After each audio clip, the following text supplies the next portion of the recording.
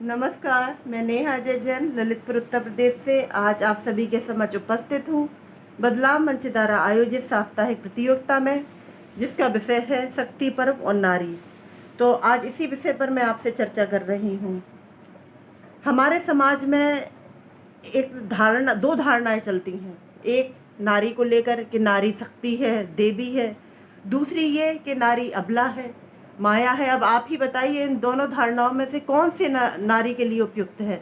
ये दोनों ही जो धारणाएं हैं वो अतिवादी धारणाएं हैं, जिनके बीच नारी को एक सहज इंसान के रूप में नहीं देखा जाता है। उसे या तो देवी माना जाता है या उसे बिल्कुल अबला माना जाता है, बेसहारा माना जाता है, शक्तिहीन माना जाता है। तो ये दोनों ही धारणाएं गलत हैं और नारी के विकास के लिए एक अवरोध है। मैं मानती हूँ कि ये दोनों ही धारणाओं के बीच जब नारी फंसती है और जो समाज का उसे देखने का नज़रिया है वो इन्हीं दो धारणाओं के बीच ही फंस जाता है। अगर हम नारी को सिर्फ एक सहज इंसान के रूप में लें तब शायद स्थिति कुछ और होती। अगर हम नारी को एक सहज इंसान के रूप में लें, जिस तरह पुरुष है, पुरुष को भी जो हक हैं, कर्तव्य है, अधिकार हैं, उसी तरह नारी को भी उसके हक है, कर्तव्य है, अधिकार हैं। भारतीय उपनिषदों में अर्धनारीश्वर की विलक्षण कल्पना की गई है, जिसके अनुरूप स्त्री और पुरुष दोनों एक दूसरे के पूरक हैं, दोनों ही समान हैं, दोनों को समान अधिकार हैं। फिर क्यों आज हम बात करते हैं कि नारी को उसके अधिकार दो, नारी समान नहीं है, नारी पीछे है, उन्हें वो पुरुषों से आगे हैं। ये आगे और पीछे की कोई बात ही नहीं है। नारी को प्राचीन भारत में भी पूरे अधिकार थे और इस बात का अंदाज़ा इस बात से लग सकता है कि जब श्री राम अश्वमेध यज्ञ में बैठे तो उस समय जो धार्मिक अनुष्ठान होते थे वो पत्नी के बिना पूरे माने ही नहीं जाते थे। तब उस स्थिति में सीता जी की अनुपस्थिति में रामचंद्र जी ने सोने की एक मूर्त बनवाई सीता जी की, जिसे यज्ञ में अपने साथ बिठाया। तो ये प्राचीन भारत में स्थिति थी, उसकी अनिवार्यता थी अपने पति के, उसके परिवार के जीवन में, कि उसके बिना कोई धार्मिक अनुष्ठान भी पूर्ण नहीं माना जाता था। वैदिक काल में कई विदुषी महिलाएं हुई, गार्गी, अपाला, घोषा, मुद्रा, जो अपने तर्क और वितर्क में बड़े बड़े विद्वानों को परास्त कर देती थी। हाँ, लेकिन उसके बाद जब मध्यकाल आया उस समय नारी की जो दशा थी वो शोचनीय हो गई, क्योंकि मध्यकाल में सती प्रथा, विधवा जो जीवन एक नारी जीती थी वह, बाल विवाह, पर्दा प्रथा, इन्होंने नारी की दशा को शोचनीय बना दिया। एक विधवा को श्रृंगार तो छोड़िए, ये हक भी नहीं होता था कि वो एक अच्छा भोजन कर सके, वो बिस्तर पे सो सके, वो पलंग का या चारपाई का प्रयोग कर सके। उसे ज़मीन पे सोना पड़ता था, उसे बासा रूखा सूखा खाना, उसे कोई फल नहीं दिए जाते थे, क्योंकि कहा जाता था कि वो विधवा है और उसे इसी तरह का खाना खाना चाहिए। तो एक पौष्टिक भोजन भी उसे नहीं मिलता था। लेकिन तब भी हमारे समाज में स्त्री की इस दशा के विरोध में आवाज़ उठाई बड़े बड़े महापुरुषों ने, जैसे राजा राम मोहन राय, स्वामी दयानंद सरस्वती, ईश्वरचंद विद्यासागर। ये भी पुरुष ही थे जिन्होंने स्त्री के लिए आगे आए और इन कुप्रथाओं का अंत किया। तो मैं ये नहीं कहूँगी कि हर पुरुष गलत होता है या नारी के अधिकारों का हमेशा हनन हुआ है, ये पूर्णतया गलत है। क्योंकि कभी कभी नारी खुद भी अपने लिए एक कंटक के समान हो जाती है, एक नारी ही दूसरी नारी की दुश्मन हो जाती है जब वो दो विभिन्न रूपों में एक दूसरे के आमने सामने होती है। तो यहाँ बात पुरुष से बराबरी या वर्चस्व की नहीं है, यहाँ बात दृष्टिकोण की है कि पुरुष और नारी दोनों का दृष्टिकोण किस तरह होना चाहिए। जब हम समानता की बात करते हैं तो सबसे पहले जो विषमता है लैंगिक भेदभाव की, लैंगिक विभेदीकरण की, वो घर से ही शुरू होती है, परिवार से ही शुरू होती है, जहाँ पुत्री को भविष्य में एक महिला के रूप में तैयार करने के लिए पालन पोषण किया जाता है और पुत्र का एक भविष्य के पुरुष के रूप में पालन पोषण किया जाता है। आपने अक्सर देखा होगा, बेटी से कहते हैं जाओ घर के काम में, रसोई में माँ की मदद करो, और पुत्र को मशीनी कार्यों में पिता की मदद करने के लिए बोला जाता है। तो लैंगिक भेदभाव की ये विषमता हमारे परिवार से ही शुरू होती है, परिवार ही प्रथम पाठशाला होता है। तो सबसे पहली बात नज़रिए या दृष्टिकोण की है कि हमें जो बेटे और बेटी का भेदभाव है, पुत्र पुत्री का, लड़का लड़की का, उस विभेद को ख़त्म करना है और दोनों को बचपन से ही ये चीज़ सिखानी है कि दोनों बराबर हैं। जब यही बच्चे भविष्य के प्रौढ़ बनते हैं तो यही भावना उनमें कूट कूट के भरी होती है। जब बच्चे अपने साथी समूह में खेलते हैं तो आप हमेशा ये भाषा सुनेंगे, अरे तुम गुड़िया से नहीं खेल सकते, लड़के गुड़िया से नहीं खेलते हैं, ये हम लड़कियों का खेल है, जाओ तुम बाहर जाओ, तुम लड़के हो, हम लोग घर घर खेल रहे हैं। तो इस तरह के जब ये छोटे छोटे बातें बच्चों के जीभ से निकलते हैं, उनके मुंह से निकलते हैं, वहीं से ही लैंगिक भेदभाव शुरू हो जाता है। तो सबसे पहले हमें दृष्टिकोण को ख़त्म करना है, हमें बेटी और बेटे दोनों को बराबर ही मानकर चलना है और साथ ही अपनी बेटी की शिक्षा पर उतना ही ध्यान देना है जितना कि ध्यान हम अपने बेटे की शिक्षा पर देते हैं, क्योंकि शिक्षा ही हमें स्वावलंबी बनाती है, हमें आत्मविश्वासी बनाती है और मजबूत बनाती है।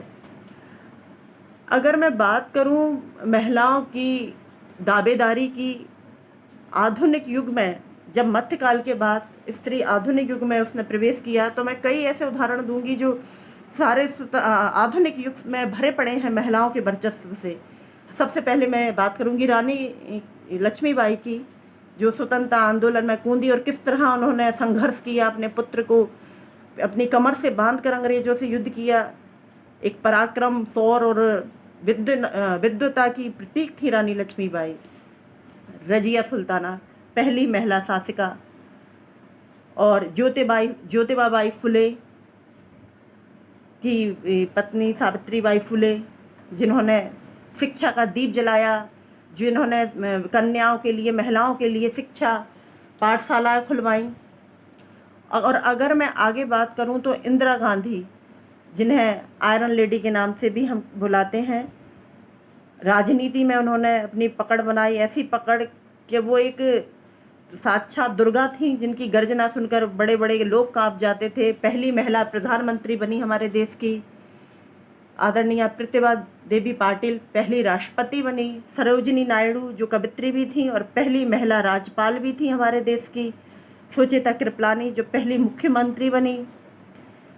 अगर मैं खेल जगत में जाऊं तो साइना नेहवाल, सानिया मिर्जा, पीटी ऊषा, ऐसे कई हजारों।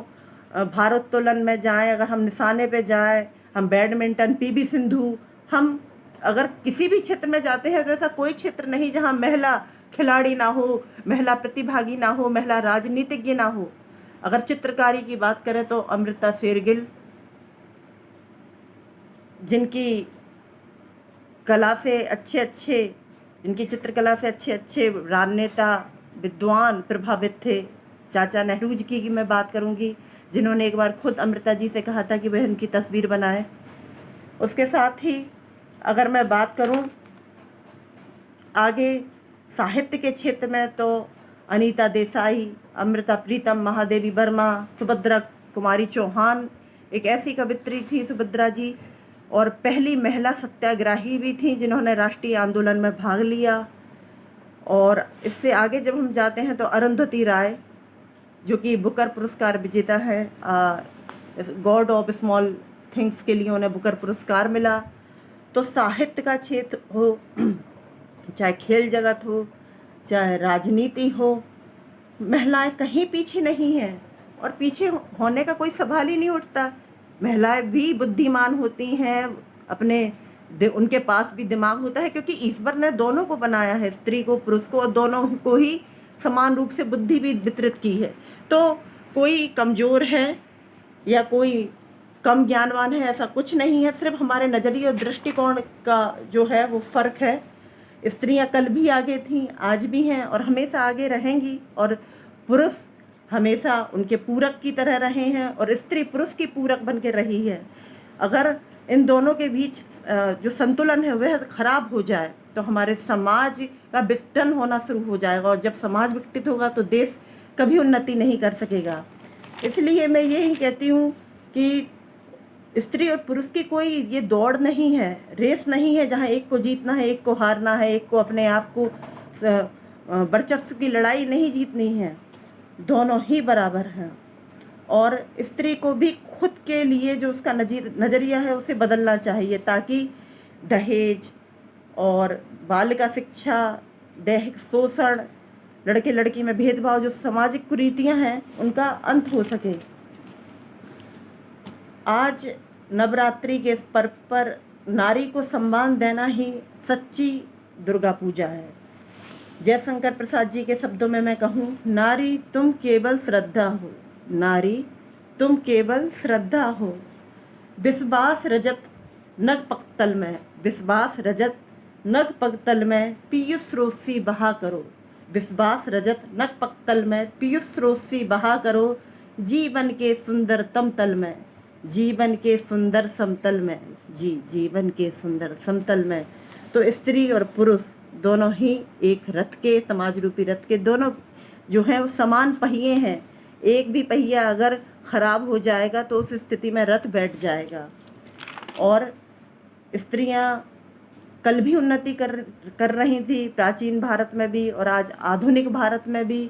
अगर मैं वाणिज्य की बात करूं तो वहाँ भी जो है महिलाएं हैं, उनका वर्चस्व है। ईला जी की मैं बात करूं या मैं इंदिरा जी की बात करूं, इंदिरा राजा रमन जी, जो कि वाणिज्य और वित्त के क्षेत्र में काफ़ी आगे हैं। अगर मैं चित्रकारी की बात करूं तो आंजोली ईला जी, जिनकी चित्रकारी के बारे में क्या कहने, अमृता प्रीतम एक अद्भुत कवित्री।